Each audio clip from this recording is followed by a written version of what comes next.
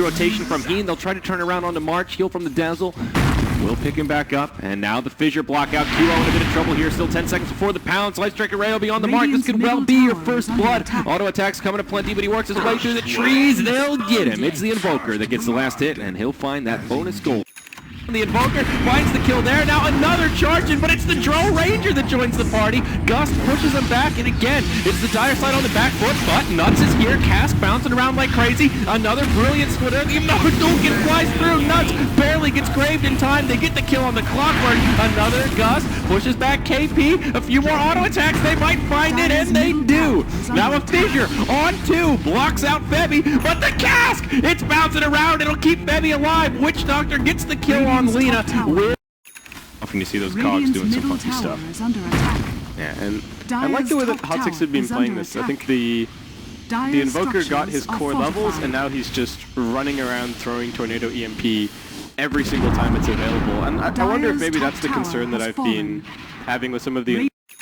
I mean, if you look at the network, it's 4K, but the Slark's Midas is in there as well, so that's not really, you know, an amazing early to mid-game item. If you block out the Midas, he's got barely nothing in his inventory. The Lash is still just working towards his Bloodstone, which Wally's talked about is an amazing item, and that's 2-0 as MP will move into Ghostwalk form, and he heads for the hills, but they've got a dust. The Split Earth will connect. Tornado on the entire team, it feels like. Pounce just barely clips him. Will set up for the charge, and he goes down. Jerax takes a Cask, and oh my, Phoeix. Huge play from Nuts there. In the end, he will fall. Decent Echo Slam from Jerax, but I don't think it's enough. Lesh now pulsing all over this fight, and it's MP trying to do what he can to turn it around. Dazzle's here, throws out the Poison Touch. QO reinitiating Yule to set up onto MP, right into the Splitter. He'll go down. The Earthshaker barely TPs out, but when Oh, Shallow Grave comes out, keeps him alive. Clockwork the first casualty of this fight. He won't have a buyback. The Echo Slam from Jerax sets up a kill on Lash as well as the Lena. A double kill there, but Lash coming right back to life as Jerax ends up going down himself. They kill the Space Cow, but they don't have anything left. It's only the Drow Ranger. She's getting dove. Give him the Rampage. Oh, buyback now from the Earthshaker. Gust comes out, and bada boom, bada bing. Evasions are there, but it's a Rampage for QO. Dieback now for the Earthshaker. Also a buyback for the Drow. I don't know what to say for HOT6ix. I think giving away the Dazzle and the Witch Doctor proved to be a little bit of a mistake. They held down the early game so fantastically for Phoenix, and you can see it that they had one cohesive game plan the whole way through, and it just worked. Yeah. And we were talking about it that if HOT6ix are going to be taking games here, it has to be on the basis of strategy. It has to be going to be hit by a Split Earth, but they want Fareb, and they will get it. QO joining the party. Tornado will interrupt the TP out from the Dazzle, and they should be able to finish off Heen. He does have a Shallow Grave, but no TP, no way to make an escape. He will most certainly go down. The Shadow Demon off to the side. He's going to run for it. They might still be able to track him down.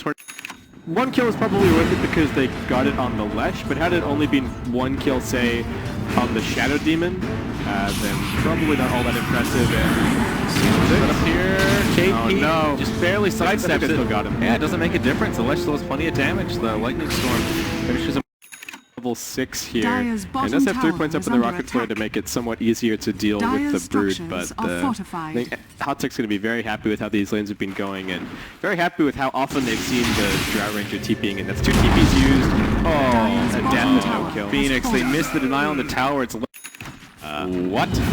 And a Midas on the Clockwork. This does not feel like a Midas game to me here, Base Kip, given how much pressure is coming the way of MVP Phoenix. Yeah, I don't think this is time for a Midas gaming for, especially with the item build that HOT6ix are going through. March is in trouble as well. QO comes in, pops the EMP. Maybe he can finish off the Phantom Assassin. He will. Nuts with a decent Death Lord, but now somebody on his way over. He'll just bring down Nuts, or at least try to. Jerax coming in as well. The dire side trying to Delta split, but the big pony boy is here, and it's a disaster for the Shadow Demon to back him up. So almost no matter what happens, even if he gets hooked, he's going to be just fine. And they send up the Witch Doctor. Let's drop down. Nuts is in a lot of trouble here. Pulse Nova should be able to finish him off. It looks like Nuts barely gets out of range. One more auto attack. He will fall, but it sets up the kill on the Lesh. Spiderlings. Looks like that's about it. Phoenix just trying to come outside of the base here and find some valuable kills if they can. They're actually just marching into the Roshan pin. I don't know if that's the play. MD going to come jumping in with the DK. The active Q is almost dead already.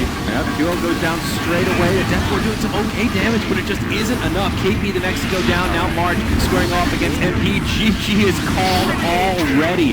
Game 1, very close, but here in Game 2, HOT6ix take a very dominant victory. Now, their best opportunity against Phoeix is going to be, hopefully, win the draft, win the game. They manipulated this so well. The PA pick was fantastic. And I think the other big thing to talk about is that they got away with the first 2 Broodmother, and that should be a very big deal moving into the... Once they manage to pick up their level 2, they can just pull and stack and here because of the community. And they're running up top. Duo, he gets set up. Do they have any kind of reveal here? Oh, he has the refraction level 1. They don't even need it. He will be on the run. Searing Chains come out, and on the other side of it, Bevy gets isolated. QO will be the victim of the first blood. It's Phoeix. That'll finish him off with 1 stray auto attack, and they might be able to get KP as well. Searing Chains not going to do much to save him here. Beautiful LSA out of Jerax, and Phoeix will just be able to chase him down. Searing Chains might be able to buy him some time. He can hope for is not even a deny because neutrals haven't spawned yet. 2-0 out of the gate. MVP. And he is just laying into March here. Normally you think of Spirit Breaker as being ridiculously tanky. He has that extreme EHP at level 1, but Witch Doctor's got pretty ridiculous base damage, and with that little bit of precision or a bonus on top, Phoeix going to come running in here, and March might actually be in some trouble. This could be a kill. Secures the kill. Nicely played there, and it will make it 3-0 in total hero kills for Red. He's got all of the kills. Bottom lane, KP takes an LSA to the face, Dragon Slade follow up. Somebody blinks forward, and the scream not enough for the damage, or not enough for the kill rather. Shallow Grave buys him some time. Somebody in some trouble once they get Bevy, can't quite get it, but now Lena for the cleanup. Jerax with a triple kill. Oh my.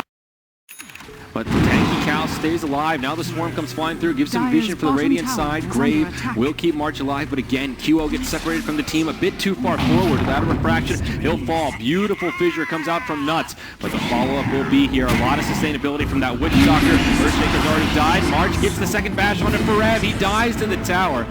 That makes it a 1-for-3. Fight breaking out. There we go. Charge into the backline on MP with a beautiful gust to stop it. Deathward doing some good damage here. Ian in a great position. This dire team is just getting cleaned up. KP, Nuts will be the one to grab the Shallow Grave, but to no avail. Fast forward for Nil, Febby on the run, and they'll be happy to... Be careful, the Hero's running in. MP getting low. They'll get to the backline. Charge comes through, hits him once. Now they isolate the Spirit Breaker. There's your Sonic Wave. It'll finish off the Dazzle straight away. They lose the Drown range against the March. KP comes flying on in. QO went down but came back to life. This Deathward from Ian doing huge damage, channeling it nearly full duration. All things considered.